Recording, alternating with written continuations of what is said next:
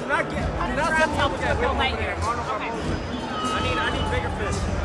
I'm wasting my time. You know what? Look, man. Like I always say, I don't knock T.O. as a fighter, right? He's a good athlete, but you know what? I've seen a lot of things today that at 140, it ain't gonna happen, bro. Trust me. Not against me. If that was me in there, the fight would be way different. I guarantee you. I promise that.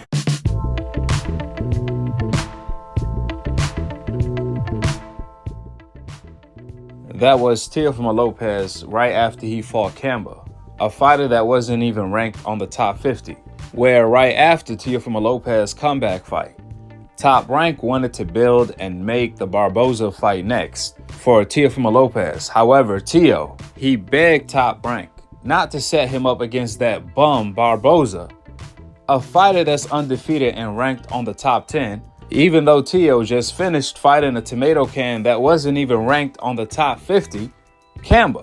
To make matters worse, Teofimo Lopez's reasoning of ducking Barboza is that he had bigger fish to fry.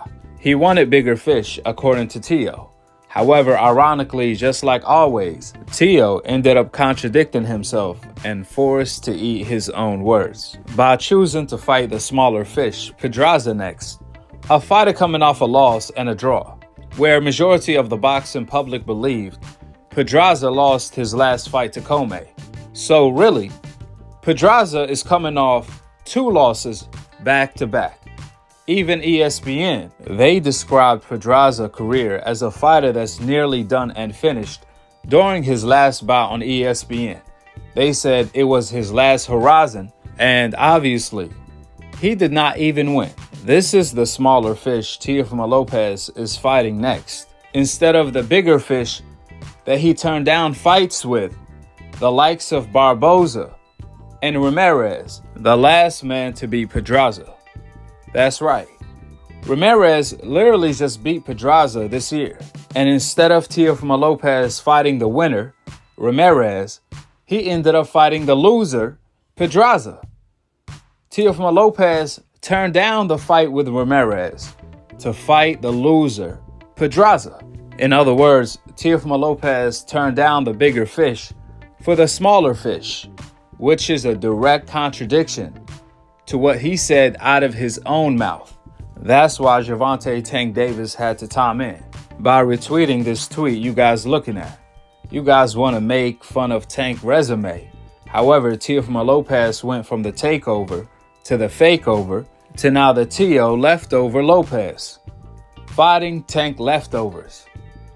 People want to make fun of Tank resume. However, Tank fought Pedraza when Pedraza was an undefeated champion at 130 pounds.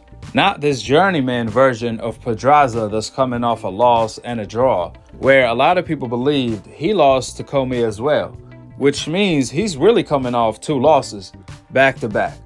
That's why Pedraza is at the end of his career. Nevertheless, if you take a look at Tank's resume, he knocked out an undefeated prime champion Pedraza. He also knocked out a prime champion in Leo Santa Cruz, then went on to knock out a prime undefeated interim champion in Mario Barrios at 140 pounds, 2 divisions above his natural weight class. After that, Tank moved back down to 135 pounds and beat Isaac Pitbull Cruz with one hand, the fighter that everyone praises today as the Mexican Mike Tyson.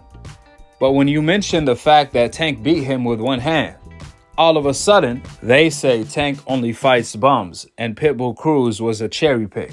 But when you ask them, is Pitbull Cruz a bum? All of a sudden, these same people say, oh hell no. Pitbull Cruz is the Mexican Mike Tyson. He's the best. He a monster. This, that, and the third. However, when Tank beat him, all of a sudden, he became a bum. Talk about the hypocrisy of it all. But let's continue.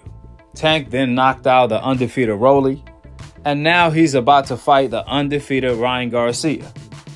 So in all reality, Tank is knocking out the best fighters Mexico has to offer, while we have fighters like Canelo, who are ducking the best Mexican fighters Mexico has to offer, from Benavidez to Gilberto Ramirez. But ironically, the same people that praise Canelo while he's ducking the best Mexican fighters are the same people trashing Gervonta's resume while he's knocking out the best fighters from Mexico that Mexico has to offer, and knocking out the best Latino fighters, period. With the facts being laid out, drop your thoughts in the comment section below.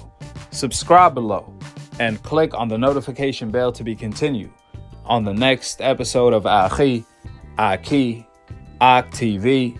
Peace. Wa alaikum assalam wa rahmatullahi wa barakatuh.